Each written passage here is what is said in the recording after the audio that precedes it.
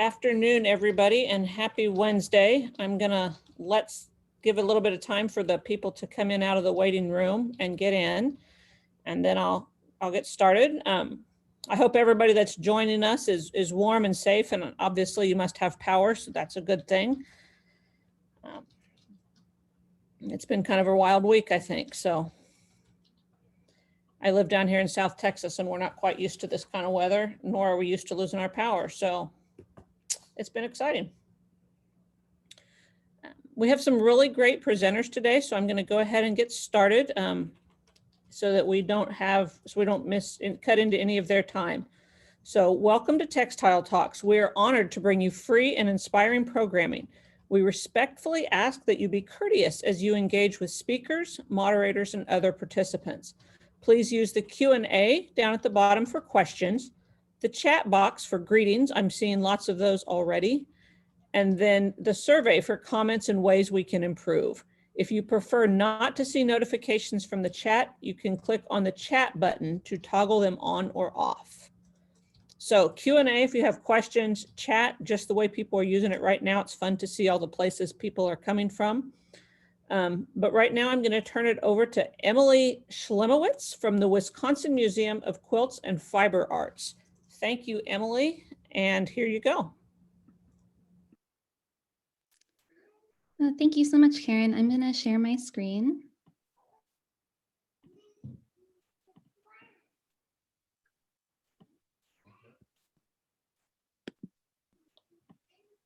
I hope everyone can see that. Thank you, everyone, for joining us in the audience, and for Karen Cooper and Brenna Gates at the Modern Quilt Guild for hosting, as well as the other 5 sponsoring organizations. I also would like to specifically thank Karina Bennett at Surface Design Association for recommending we do this presentation. We greatly appreciate the time and effort it takes to put together these programs and are delighted to be speaking today. So today I'm going to be speaking with 3 wonderful artists who are currently in the Wisconsin Museum of Quilts and Fiber Arts exhibition titled Remnants. But before we learn more about their work, I thought I would take the opportunity to introduce the museum for those who are unfamiliar. My name is Emily Schlemowitz. I'm the curator at the Wisconsin Museum of Quilts and Fiber Arts, and we are located just north of Milwaukee in Cedarburg, Wisconsin. Our website and our Instagram handle are posted on the slide, so I hope that you can visit us virtually and hopefully in person at some point soon. We are open, however, to the public at a limited capacity right now. As you can see from the picture, the museum is located in a converted barn on what was once an 1850s German farmstead. In addition to the barn, there are several historic outbuildings that we maintain, and the campus in the summer is really quite lovely. It's pretty in the winter too, but it's kind of covered in 2 feet of snow right now. The museum opened to the public in 2011, and we are very excited to be celebrating our 10th anniversary this year with an incredible lineup of exhibitions. So we're starting the year with Remnants, which is on view now, and we're following that up with Wisconsin Quilt Stories in the Stitches, which is about the quilt documentation project that began in Wisconsin in the 1980s and resulted in a book that was published in 2001 called Wisconsin Quilt Stories in the Stitches, and many of our founding mothers were influential in the documentation project and in that book. So at the 20th anniversary of the publication and the 10th anniversary of the museum, we'll be collecting all these quilts that are reproduced in that book. We'll then have a retrospective of Victoria Finley Wolfe playing with purpose, and she's making many new quilts for this exhibition. We actually gave her her first solo exhibition way back, I think, in 2012. So it's really, it's going to be a very special exhibition. And then Hooked by Design, which is a contemporary rug hooking show. The museum's main gallery space, and we'll spend some time in the gallery. My coworker, Devin, will actually be walking around the Remnants exhibition sort of midway through the program, but it's in this beautiful converted barn. We originate 4 exhibitions per year that really take an expansive view of the history of textiles and the contemporary landscape of the medium. In addition to our exhibitions, we have a collection of approximately 2,200 works spanning historic quilts and coverlets. As you can see in this photo, these are all works from our collection. Over 230 objects from South and Central America, as well as Europe, Africa, and Asia, clothing and costuming, and a significant collection of lace, as well as Stephen Graff's, an early form of jacquard weaving, among many others. But most of all, we really want the museum to feel welcoming to our artists and visitors alike, a place where artists can collaborate and experiment, and likewise a space where visitors can spend time in the gallery and in our classes. We host about 40 to 50 classes per year, both adult ed and youth programming. So the exhibition Remnants, which we'll be focusing on today, began actually, the discussions for it began actually in 2019 with an exhibition we curated around the theme of water. During that exhibition, we started having conversations about how fiber can uniquely address timely ecological themes, including themes of reuse and recycling. I think the exhibition changed a bit as we curated the show, but that ecological ethos is really at the heart of a lot of what we do. The exhibition comprises the work of 12 contemporary artists, who I've listed here, who make meaning from the textile fragments we encounter daily: orange shirts, loose threads, attic relics, pocket detritus, discarded paper, abandoned scraps are just a few of the. Emily, are you able to hear me? People can't see the name of the list. It's cutting off at the E in Remnants. So we're getting a lot. Yeah, that looks much better. Thank Sorry. you for that. Thank you, Heidi. Loose threads, attic relics, pocket detritus, discarded paper, abandoned scraps are just a few of the overlooked materials these artists turn into wondrous works of art. So all the works are grounded in the language of textiles, and they range in scope from quilts to collage, sculpture to installation. Often a sense of time permeates the work of many of these artists, as though the act of slowing down bridges the divide between the found and the remade.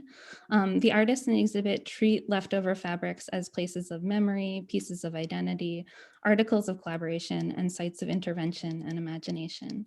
By combining these works together, the exhibition strives to answer what happens to textiles once overlooked or forgotten.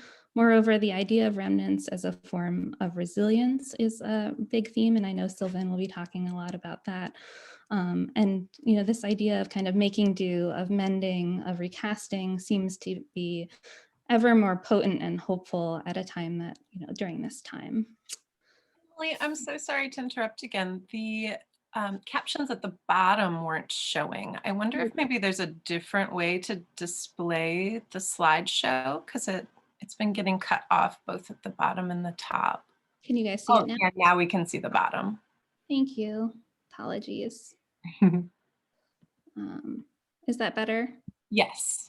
Okay. So just so you see, that works by Nirmal Raja, who's a Milwaukee-based artist who is in the exhibition. And this beautiful work is by Amy Meissner on the left and Susie Brandt on the wall. And then without further ado, I would like to introduce the 3 artists who have work in Remnants and who will be speaking today. I'm very glad that they have graciously offered to speak and share their practices with us. They are amazing, and I'm really looking forward to hearing what they have to say. So Linda Marcus is a multidisciplinary artist and fashion designer whose artwork has been exhibited across the country. For her, fibers hold history, even as they are cut, stitched, pleated, dyed, and hemmed into surprising new shapes. She is interested in expanding the boundaries of the fiber medium by combining a traditional focus on textiles with a range of non-conventional materials. Linda currently serves as co-curator and creative director of the St. Kate Arts Hotel in Milwaukee. Michael Sylvan Robinson is a nationally recognized contemporary fiber artist and leader in arts education based in Brooklyn, New York. He earned an MFA in Interdisciplinary Arts from Goddard College and has a BA from Bennington College with an emphasis in dance and drama. He is the head of arts at the Poly Prep School in Brooklyn. Originally a costume designer and performance artist, his fiber art mixed media work has been shown in galleries and exhibitions, including the National Queer Arts Festival in San Francisco, and as a semi-finalist for the prestigious Stonehenge Prize in Baltimore. And Heidi Parks is a decorated quilter, mender, and textile artist living in Milwaukee, Wisconsin. Parks' evocative quilts utilize textiles from domestic culture, fashion, family heirlooms, and scavenged prints. In her work, she creates a scaffolding of fabric, piecing, and hand quilting that allows her to reference many ideas on a single plane. Conceptual works often originate as a feeling and expand improvisationally and diaristically, affected by events and musings from the course of her daily life. Parks has exhibited works nationally and has taught internationally within the makers movement, the quilt world, and at art venues. So again, I'm very happy that they are here. They're going to present their work, and then we are going to spend some time doing a gallery walkthrough in Remnants where they're going to discuss their work further. So without further ado, Linda. Thank you. Thank you so much, Emily, and thank you to the Wisconsin Museum of Quilts and Fiber Arts and the Modern Quilt Guild, and to everyone who helped put this together. It's really phenomenal that you guys have done this. Okay, I am going to share my screen. And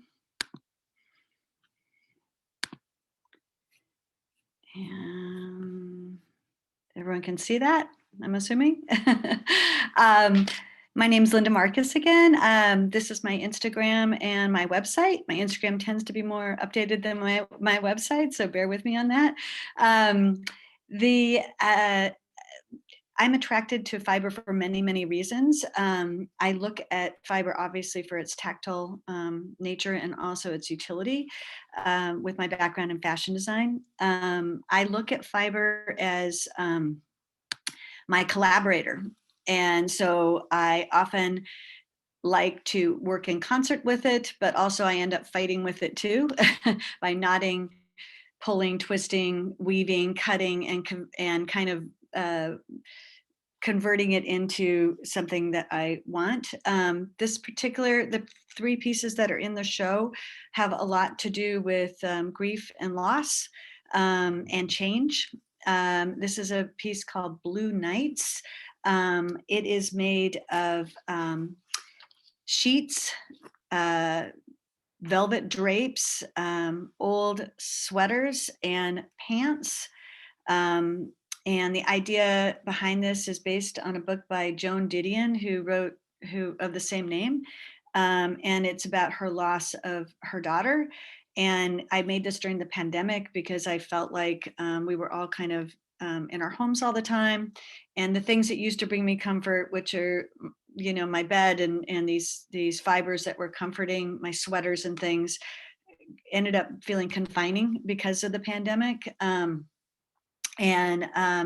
So I felt like this very, very personal time for me, because I've lost my sister during this time, and it was a really hard thing for me. So it gave me a way to kind of work through this by having this piece. This is in progress shots in my studio.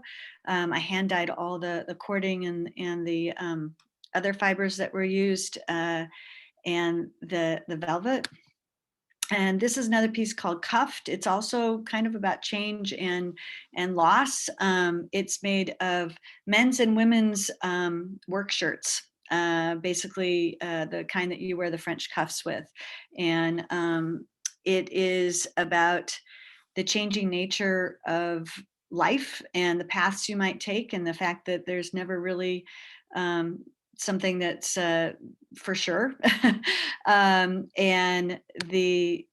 This is how the in progress shots of this particular quilt. I did impromptu quilting with it, because it's this is a lot about my personal narratives, obviously you can see, about my journey as a parent, and anyone who's had kids knows that is something that you can't really, no two kids are alike.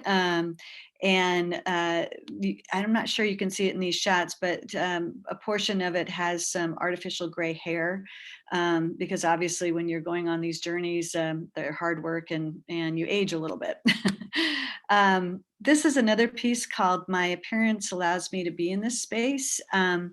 The piece in the front is the actual piece, and inside each one of those kind of ball-looking, fallopian-looking, tube-looking objects are pieces of clothing that have been wound with twine and yarn, and the gold and silver and white is plaster, much like the plaster you use for the kids when they're young and they put their hands inside of it.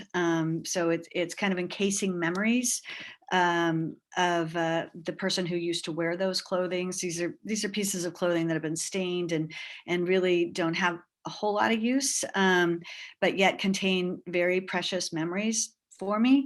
The piece behind it is, I'm going to go back a little bit. This piece behind it is called Return. It's actually a large piece of silk that has an image of a sand casting. And this piece I'm going to show you is those balls that you just saw were cast in metal. And then the photographs, this is a photograph of the casting process. Those photographs were put on silk, and then it was hung over the piece. I clearly get a lot of inspiration from nature, layering and wrapping and repetition and renewal. And obviously, trees, because trees provide, they're fibrous and have layering and rings of growth. My other inspiration obviously is motherhood, and kind of involved with that is the idea of labor and identity, either loss of identity or gained new identities, and change. Also, a lot of my work is about fiber and its materiality. And what I tend to do is, and I'm going to show you pictures of some of these other things, is I tend to take either experiment with fiber itself, or I take other materials and I add techniques that are done to fiber to those materials to see kind of what comes out of it. And then I have a background in journalism and fashion design. So I kind of view my work as storytelling in a lot of ways, just like I did when I was a journalist. And obviously fashion design because of the body and the utility of fiber. The piece I showed you called My Appearance Allows Me to Be in This Space kind of started with this picture. This is a picture in Wisconsin before it got cold.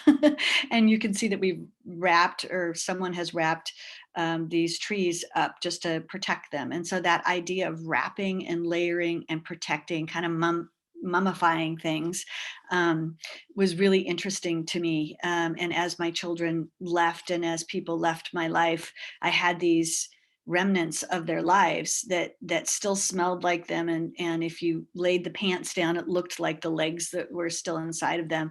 And so I wanted to capture that within these balls. This was the first iteration of the piece. I kind of hung it from the ceiling. I thought it was an interesting way to look at it. I also did an iteration of the piece in these look a little Sheila Hicksian, if you've seen Sheila Hicks' work. And thought it was interesting to do it that way. I was talking earlier about trees, and this is my inspiration. I love the bark on trees. I find it so interesting and growths that come out of trees, because if you think about a tree, the outside, the bark, is the protective part. And that relates so much to motherhood and protecting what's valuable inside, and how that outside cover is really something of beauty. This is a piece of work that I have never really shown, but it's made of raw fibers and the vinyl coverings that you put on windows when it gets cold. And it so much reminds me of nature. And then this is inside some tulle, the way that I shot it. And I just think it's really beautiful. I have not even titled this piece yet. This is another piece I did that's very different from some of the work there. It is called Strained, again, about motherhood, and it's using found kitchen objects with a strainer and a juicer on top. And crocheting and French knots. It's about 1,000 French knots in there. The labor involved with this piece was tremendous. If any of you have ever done that. And this is another iteration. It's called Perky. It does not have the same shadow that the one before did, because this is obviously based on a woman's body. And these are coffee filters on the top of the strainers. And then I did a third iteration, which is called Flipped. And these are, again, French knots on a food mill and a used spatula. This is a piece that I did. I wove, and I love this piece because it's also reminiscent of moving on and the journey process of change and looking into ourselves, as well as young people going on their own. I picked these colors because it looked like a street, and I wove them with that idea in mind. I have 3 kids, and I present it this way because in Jewish religion, basically when a young person becomes an adult, they are draped with this type of fabric on them as they go off on their journey. So I thought that was a very poignant way of presenting it. This is a tighter shot of that. I also did this weaving. This has remnant pieces of clothing in it, very small ones, and also pieces of photography, the negatives for the photography. And you'll see more of that in just a moment. But I was kind of experimenting with what if I use other materials and weave them into my weavings. And this is linen as well with it. This is a piece, if you've seen previous talks, I've talked about this piece before. This is called My Sleep on It. And it's neon on top of recycled bed sheets that have been heavily embroidered on. And it's about decision-making process, and sometimes you just need to sleep on something before you decide what you need to do, and you're struggling with different outcomes. Again, my background is in fashion design. I started off as a handbag designer. This is one of my handbags. You can see the ruching on the bottom is kind of reminiscent of those trees that I was talking about earlier. And this is one of my gowns that I designed, like the real minimalistic kind of look, but I think you can see some of the same point of view in some of my artwork.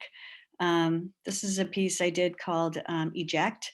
It's actually a handmade jacket that I had made, and I had made for my daughter, and it was made out of suede, and it ejects. It looks like it's leaving the frame. So the idea is movement. And it's just basically the handmade garment, piece of the handmade garment with gesso, and it's a walnut frame around it. And if you know anything about walnuts are very symbolic of a feminine, a woman's reproductive system and life, and kind of moving forward. This is another piece, that previous piece and this piece, it was in an idea with making fiber act like paint and paint act like fiber. So that's fiber acting like paint, and this is paint acting like fiber. So this is a piece called Pause. It's basically made of like probably a dozen layers of just paint. There's no canvas or anything supporting this piece. It's all just paint. Here's another using that same technique I did. This is called Gathered. It's using a sewing technique on the paint. And I just thought it was really beautiful how it kind of bunched up and did its own thing. Same technique here. This is called Sidebar. using something like a draping technique that I would do for fashion design that I'm using on paint. And these last two shots are something that I've been working on a little bit more. It's using sewing techniques on the actual negatives of photography before the photography is shot. And that's something that I'm just learning to develop now. So that's it.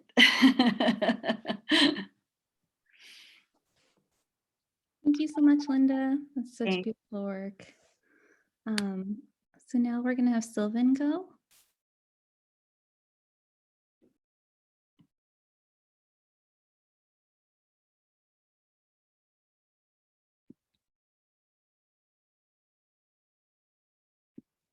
Hi, I'm Michael Sylvan Robinson. I'm an artist, activist, and educator from Brooklyn, and I prefer to be called Sylvan, and my pronouns are he and they. Today, I'm going to be sharing some of my work that's specific to the Remnants show, and there's an arc of this work that I'm thinking of as remembrance and resilience. So I'm going to start with the pieces that are remembrance pieces, memorial artwork specifically. As was mentioned in my introduction, I'm the head of arts at the Poly Prep School in Brooklyn. I actually taught at the Poly Prep School in 1990. It was my first teaching position, and I was a visual arts teacher and a middle school drama teacher. And part of my job in 1990 was to design costumes for our full-scale productions. And Poly invested in some training for me. I got to go off and do a little bit of pattern work and some sewing training, which was excellent. And I, at that time, would never have known how influential that opportunity was. And I say this all the time to students. I took that opportunity, and 30 years later, what I primarily do is make sculptural garments. And it arises out of this very particular time where I both learned to be a teacher, I learned to make things with a sewing machine, and I also was very much immersed in the activism of the early 90s in New York City, as my friends, some only as old as I was, were dying of AIDS and in a very, very terrible cycle of months and years as a young person. One of the things I've really grown to understand is that time I had to be very quiet about what my life was like. And I would leave my school teaching job and head off to go sit in the hospital rooms with friends or to march out on the streets, and often just shouldered it quietly. And I thought a lot about that during this current pandemic cycle, which also found me out on the street marching with Black Lives Matter and other social justice marches this year, and felt less silenced. So that's a starting point. I'll share that my Instagram is Michael Sylvan Robinson Art. I'm a pretty good social media person on Instagram in particular. Like Linda, my website is not quite as up to date as the Instagram page is. And I also have an artist page, Michael Sylvan Robinson Fiber Art. This piece that's on the right we'll be looking at more closely is a memorial garment that I made for a lover and a friend from my Bennington College days, Eric Ginman. He died 5 years after he graduated at the age of 26 of AIDS. And I made this piece originally. It was used in a 24-hour play event for benefiting the Spencer Cox Memorial Fund for Activists at Bennington. It was worn actually in a performance piece 2 years ago, and then I turned it into a more of a garment. It has a lot of the characteristics of my work in general. So there's text, there's memorial, and most importantly, there is a very intense labor of textile, collage, overworked with handwork, stenciled text, lots and lots of stitching, hand beating. I think of myself sometimes as kind of a couture madman, so that instead of being very precious about my handwork, it's very visionary and expressive. I follow my own stitching rules, and you can see that here. This piece is obviously very personal, but it's also about the history and the remembrance and the mourning of generations of people that we lost during that time. And queer activism really informs my journey as an artist. So that street art, activist, iconography is very much at the heart of my work today still. I'm a member here in New York of the anti-gun violence organization Gays Against Guns. One of my primary roles in that work is the researching and the archiving and sharing of stories of people who were killed by gun violence. So I research those stories in the media and share about the lives of people we're honoring.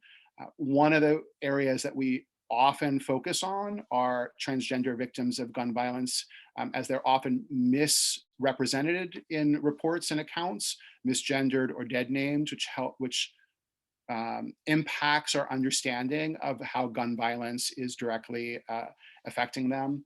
I'll mention that I'm wearing this wearable art piece that you can see on the right side, and I'll show a close up in the moment. But I turned those stories and that work around holding the memory of those lost to gun violence into a way where I would release the names and the stories into this garment as I shared them in a public forum or through silent vigil work. And this, here's a front view of the garment to the left. And on the right side is a photo from this year's Transgender Day of Remembrance, where we held the people dressed in white are holding a placard for each of the transgender victims killed in 2020 by gun violence. So one activist per person. You can see the line goes all the way down the park. And those people hold in silence a space where a person no longer is living as a result of gun violence. I'll mention that since I finished this piece, some of the stats around gun violence in America have shifted, not for the better, but the Gun Violence Archive now claims that there were 43,512 Americans killed by guns in the course of 2020, and 39,423 injuries. Slightly more than 19,000 of those are either accidental or deliberate cases of gun violence, and the larger percentage, almost 25,000, are suicides.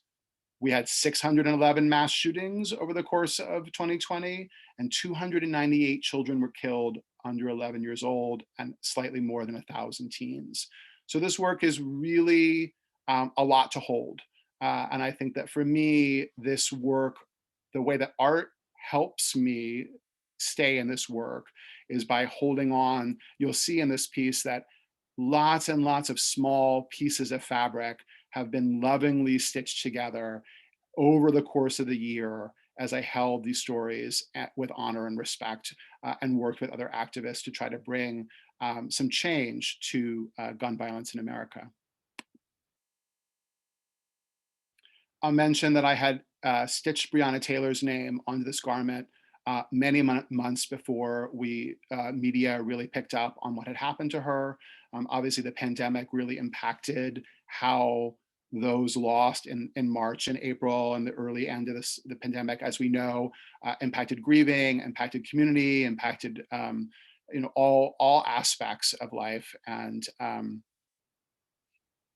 yeah, this is a pretty important piece. I'm so glad to be able to show it in this show. So in 2019, I had the opportunity to be in residence here at the Textile Arts Center in Manhattan, and I started a socially engaged project that was about transmuting fears into action. And so people who came to visit me or came to the gallery shared with me their fears and their commitments to action. And I turned those stories and those things that were shared with me into the text details for this piece. It's a double jacket. It's very large. It faces like a Janus figure. So what we're looking at right now is the back of the Composting Our Fear section and the front of the Committing to Action jacket, and they're inside out of each other. So the lining for the action is the Composting the Fears, and the lining for the Composting Our Fears is the Committing to Action. I will mention that I was using the Plague Doctor fabric only metaphorically in November of 2019, but boy, did this piece feel a little Cassandra-like when we hit March. And this was supposed to be in the original Remnants production, and I sent exhibition, and I sent it off with a much more layered experience through the months of the pandemic. Here's the back of the Composting Our Fear jacket. Again, it's all overworked with hand stitching and machine stitching and beading, the text that people had shared with me. I'll mention that fears of the election were the #1 fear shared with me last year in 2019. Again, we could not have really predicted how intense that journey would be. Here's the front view of the committing to action. I really appreciated asking people to think about what they could honestly commit to, right? A small step forward was often what I said. And I also made those actions myself, and that's been really helpful for me. Here's the reverse view. So this is the committing to action back on the left and the composting our fears section on the right. I think this was about a 6-month to 9-month work on this piece, and the entirely throughout the front end of the pandemic in particular. Here's a littler piece called Welcome Parts. Oh, let me make sure I can't see my own text there. Welcome Hidden Parts of Self Once Banished by Childhood Survival Strategies. These are doll-sized pieces. I'm thinking a lot about alchemy and transformation and working through things and letting the handwork and the small details of textile collage kind of bring things up. And this is a very potent little doll-sized dress here. It holds a lot of weight, even in the gallery, in a much larger space. These are 2 other smaller pieces. This is the front and back views of this little piece called Remedies for Weariness. I think this was the last piece I finished right before the pandemic sort of started to loom ahead, right? So, this is from 2019, but I'm really think about the ways in which we're exhausted. And that's one of the reasons why I was glad to include it. And finally, I'm moving on to what I call like the love work. So part of me from a resilience perspective is the commitment to love and caring and community engagement. I often think as a person who survived the AIDS crisis when so many of my friends and lovers did not, that I think about descendants and ancestors in a very clear way. To be in your early 20s and to know 20, 30, 40 people who've died is a life-changing way of viewing the world. And for me, again, all these years later, queer activism very much a part of my work and my artistry. I think about that inheritance sometimes as a haunting, but it can also be a very powerful gift of resilience and care for those coming in the future. So this is my love letter to queer descendants. And finally, this piece that I finished right at in the midst of all of this. This is called A Love Spell in the Midst of a Pandemic. And I really brought together collective or community healing and personal inner work, personal healing, and kind of moving back and forth between the way that trauma has impacted us personally, but also as a culture and as a society and as individuals. And thinking about primarily things like the commitment to anti-racism work, to combating violence, particularly gendered violence, domestic partner violence, and those things, and the way that that also is an act of loving in its sort of revolutionary activist focus. It's really about caring for other people, and also needing to do the work of caring for self to be able to have the resilience to show up into these places. I'm really grateful to be here today. I'm excited to have a virtual tour. As a Brooklyner, I'm not likely to be able to see the show in person. So, and with that, I'm going to pass it on. Thank you so much for giving me the chance to share my work today. Okay, Sylvan, I will share my screen.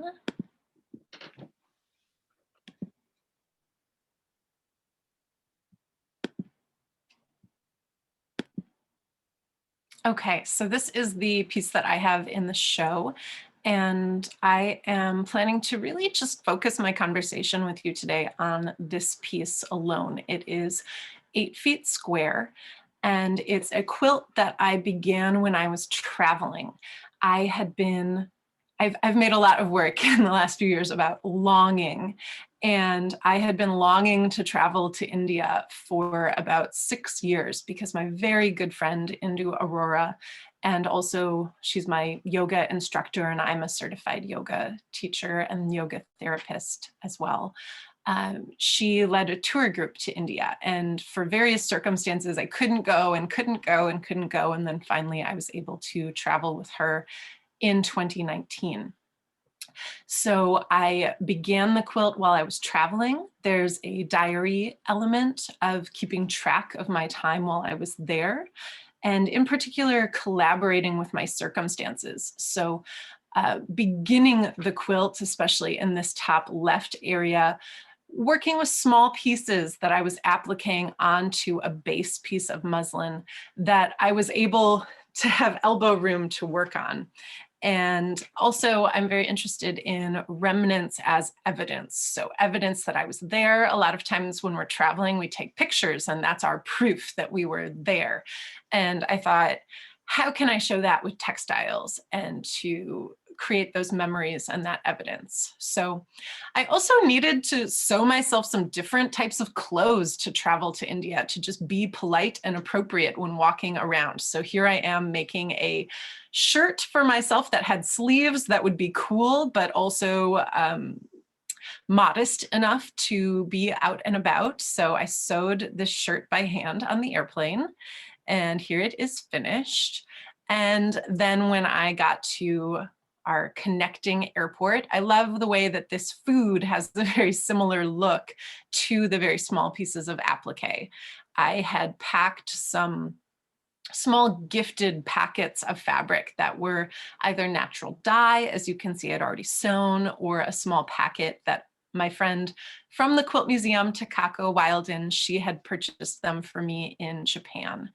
And so here I am at my first location, and this was an Ayurvedic retreat space. So here you can see this bowl of flowers, and then you can see the beautiful location that we're in. The space is called Vedya Grama. And so here are more just these beautiful flower bowls, the way they inspired me. The space had me very much out of my element. I was sometimes wondering, why did I want to go to India? There were a lot of mosquitoes. There was no air conditioning. I ended up actually using the quilt top as a bed sheet because I didn't know that in England and in India, normally there is no sheet in between the quilt and the sheet that covers the mattress. And I was too hot with a quilt on, so I was like sweating in and wearing this quilt while I was working with it. And this is a photograph that I took of my clothing before it was laundered, because you were encouraged to take a picture so that you could identify your clothing and things after if they didn't appear from the laundry. So I'm slowly adding to this work, exploring this beautiful space, and then we flew to a new location together.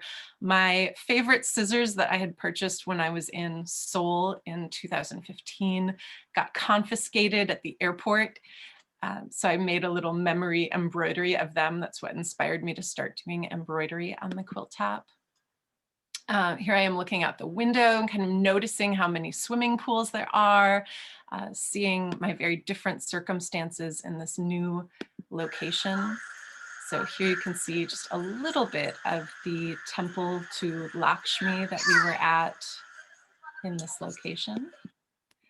And then we flew the very next day to Rishikesh, and I was greeted with this marigold necklace. And I'm wearing a shirt that I sewed for myself, also in preparation to go to India, to be modest but not too hot.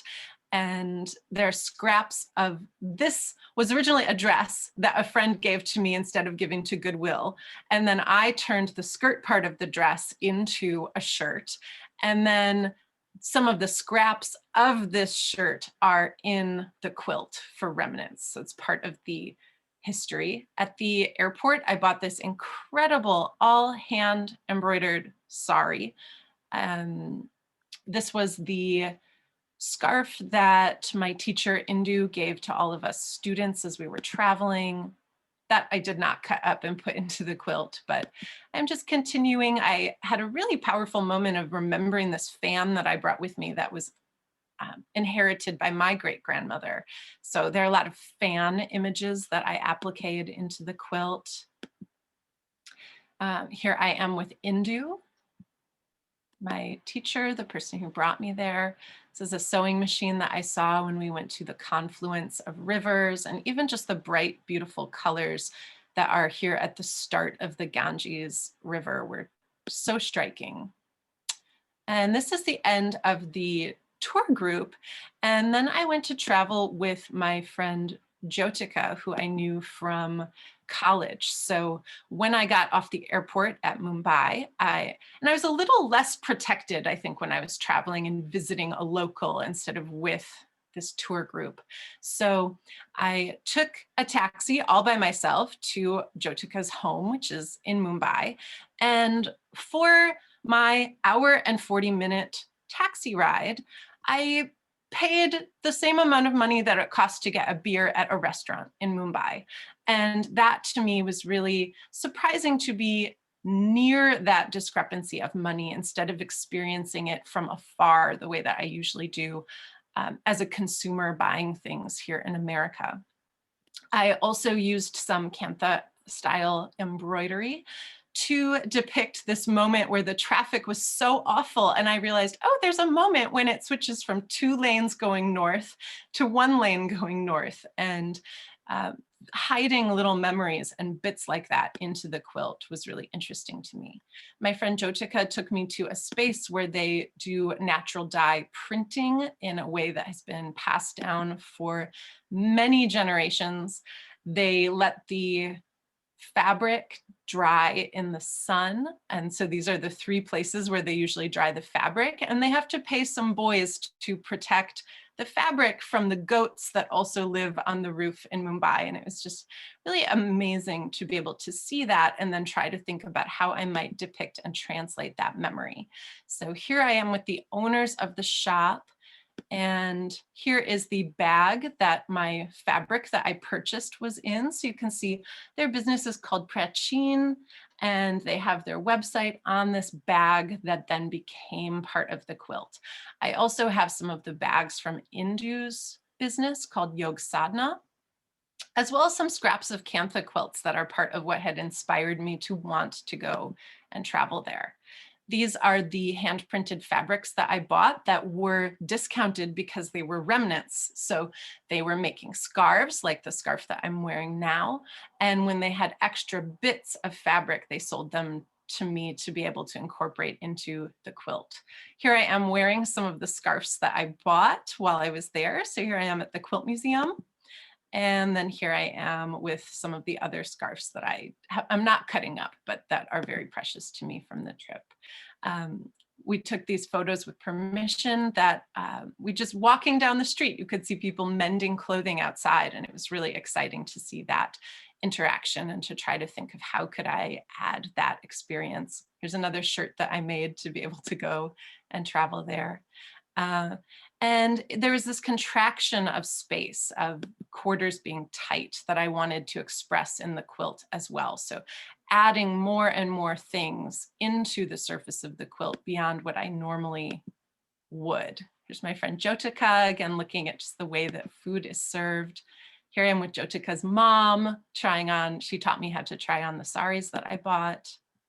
Here's Jyotika, and she's having a sari fitting, and she introduced me to the Queen of Hearts India, who it's her job her life's work is to repurpose saris and to make them last longer. And so she'll add length, or she'll help deal with the areas that are fraying so that they can have more life in them.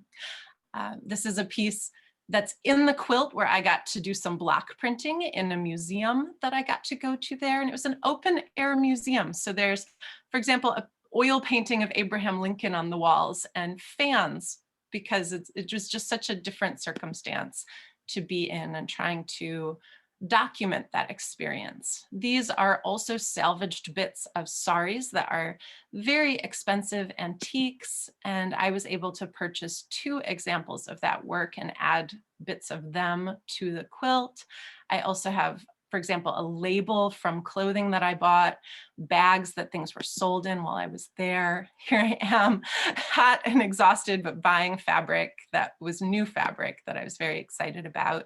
And I also got this calendar that was a free sample about calendars, and I marked the days that I was traveling there with Trapunto with scraps of fabric, or scraps of thread.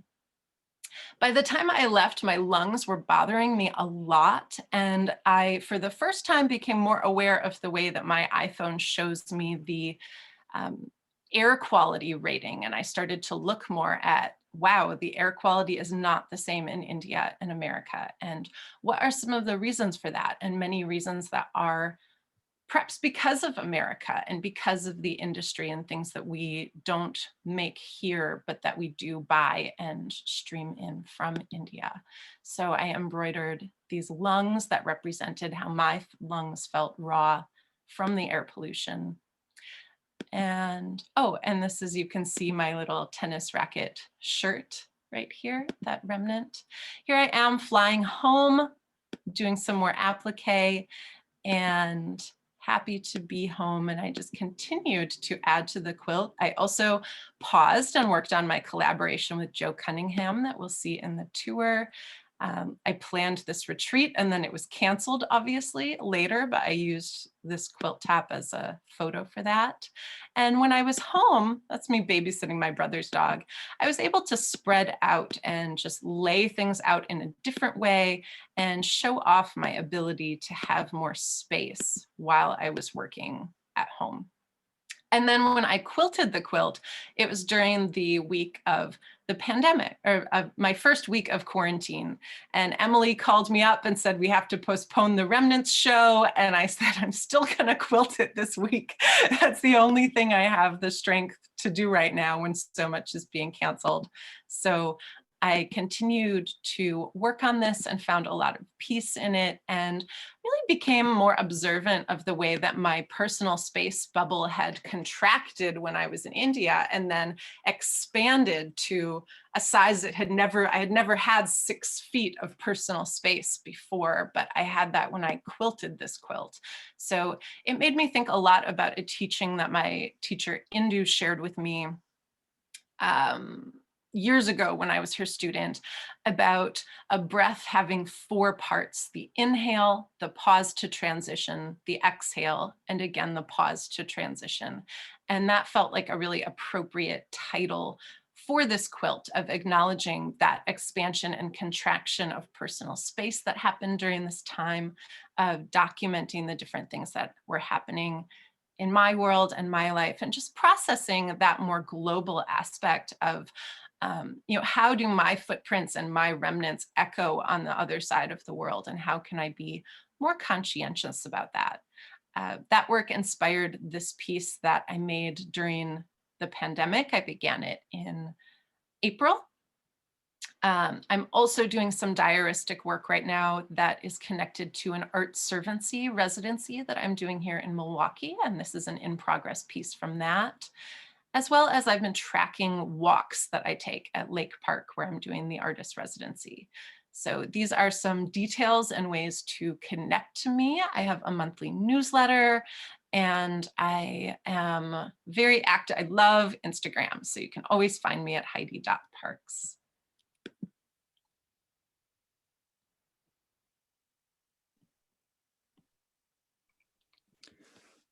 Oh, okay, thank you all. I love hearing about your processes and your practices. We have about 7 more minutes, so we're gonna kind of go through quickly so people can see the exhibition, and I will ask questions as we go. So Linda's work is when you first walk into the gallery, and a question for you was, how long does your process take? The weaving took about 4 months. I think, to complete. The balls are very, I mean, labor obviously is a huge part of it, but, and the balls take a long time as well, depending on how big they are. Mhm. It's beautiful work. You guys are getting lots of love in the chat.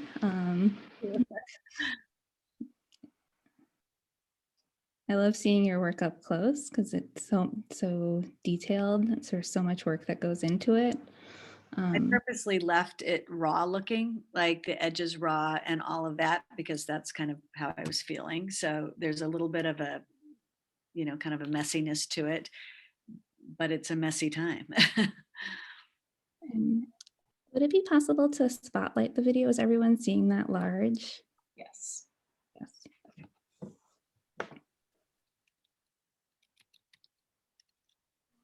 Yeah, and then when you turn, you see cuffed, and she specifically wanted you to have this sort of window, so this layered effect within the quilt draping. Can you talk about that window a bit? That was, the window is kind of letting go. And that's kind of the idea of, you know, things are done and you kind of just have to let go of things. So yeah, it's a lot about pathway and letting go and parenting and feeling like you're supposed to be doing one thing and when you really have to do the other, and kind of not knowing what you need to be doing. That's why it's kind of a, they're all cuffed. I used the cuffs from the actual shirts in weird places and cuffed them, you know, tied them together using the antique cufflings to show that. And then it's on a car jack. That was kind of, you know, on the pathway, you know, that, you know, again, traveling, moving forward, paths. Sometimes you have to stop and fix things. And that's a very large car jack. And I specifically like that because you have to raise things up, fix them, and then move on.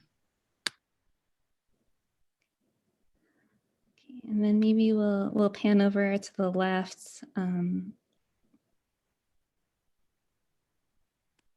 I think the last one is my appearance allows me to be in this space along with return. And I really, you know, I think these two pieces really are very complementary of each other. You know, you can look both ways through it and see the different kind of almost like a pile of ball, you know, like you know, fallopian tubes kind of thing. And you can see, I'm not sure if you can see, but there's a part where there's one piece where I've left the so you can see inside to see what's actually in it. Yeah, I think there's a spot of blue somewhere. Yeah. So yeah, maybe we'll go to Heidi, just so we can see her quilt from India. Yeah, I had some questions in the chat that I was able to look at, and I had 3 scissors confiscated totally in total, but I was only emotionally attached to the small ones that I got while I was traveling, so that's why they're in the quilt. I ultimately used a nail clipper and and finished it just with that while I was flying home on my last flight.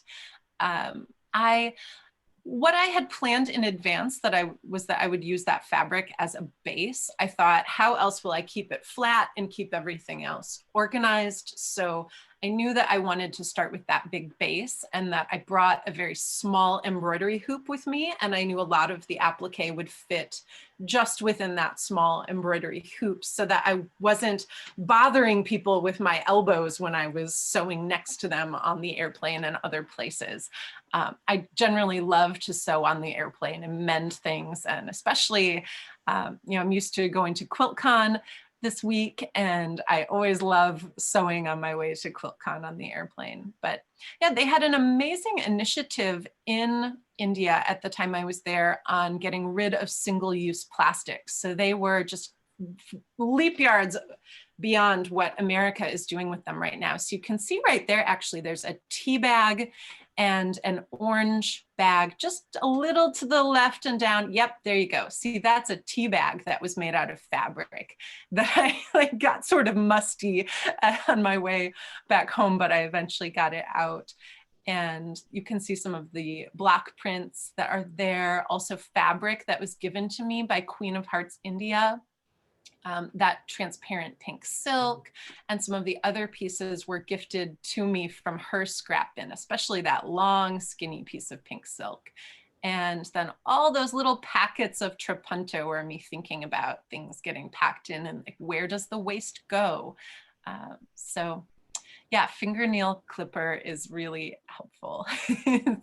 So anyway, I don't know if there are other questions that you guys noticed. How are you able to get the pieces to look so integrated? And I guess that she must mean the different. Oh, yeah. You know, like for example, on the bottom there, where you can see these sort of weird shapes that have skinny bits extending a little to the right. So that big piece of avocado dye and then the crisscross above, that was a scrap from the shirt that I made on the airplane on the way there, as well as the piece above with that metallic gold was a scrap from Queen of Hearts India. And I loved the idea of not altering the scraps. That's something that I did in my collaboration with Joe Cunningham as well, when we used only scrap fabrics. And I thought, whatever shape that scrap is in when it comes to me, it will stay in that shape and that size when I incorporate it into the quilt. So I think part of why it looks unified as a whole is just the whole time I was allowing myself to be in collaboration. And by showing up that way, by showing up curious, the whole time, it kind of surprised me how it worked. I initially thought that the whole quilt would look much the way that it looks on the top left corner. But then as different types of items came into my sphere, like that great big transparent calendar, I thought, well, I have to use this. And just that call and response kept things. Most of them are not raw edge applique. Most of them are turned edge applique. Yeah, thank you. And this is Sylvan's work. So this is when you first walk into the gallery. And we tried to install it so that it had that kind of sense of movement within his pieces, because he, you know, these are worn works for the most part. So you had a lot of questions, Sylvan. Can you talk about? Sure. I know that there were some questions around text and also textile treatment, so I can kind of talk about both of those quickly. I use a combination of, sometimes I do embroider the text, but that's a very specific, usually for 2D work. For my sculptural garments, this is either hand block printed or paint stenciled. Again, it comes out of my street fashion activist wearing clothing background. So adding the textural message to the fabric directly. And textile wise, I do use, I'm a big collector of pieces, right? So fortunately, because I work in very small sections, I don't need to order a lot of yardage. But I think that's the way, when I was listening to Heidi talk about the quilt, I think there's a lot of that with mine as well. Small, tiny fragments of materials that have a lot of meaning all put together, but I'll say in a kind of a non-precious way for me. And also that since I live in Brooklyn, you know, I have a lot of access to the materials in the fashion district. And fortunately, I don't have to spend an awful lot of money to get the trim I want or the lovely lace. And then with the smaller pieces, I'm actually making a textile collage that I cut the pieces out of. So I don't start with a base pattern. I've actually made my own, and I think of it like as a starter yeast. I just keep adding to the textile collage, and then I'll cut the smaller pieces out. And I did a series of Brooklyn street art pieces where I put these little dolls up into the trees and into barbed wire, and just, you know, let them live out in Bushwick for a while, which was also kind of a neat experience. I didn't have a good photo of this little jumper that we're looking at right now, but that piece is called Trauma Healing. And I think it might also stand out that it's one of the few sort of boy, in quotations, gendered garments in the collection, although the jacket for Eric as well. But I'm thinking a lot about boyhood and trauma and how boys carry that trauma in the world a lot through this piece. And often I think about that in ways that also then I know impact women and their families very concretely. Thank you. So that's the top of the hour. I just thank you all so much. You're just wonderful. I think one of the things that have come out of this show is that we've all become friends. And it's really been a wonderful experience. So thank you to the 6 sponsoring organizations for letting us share this beautiful work today. And we're really grateful. Thank you to all the audience and for your fantastic questions. Thank you. Thank you.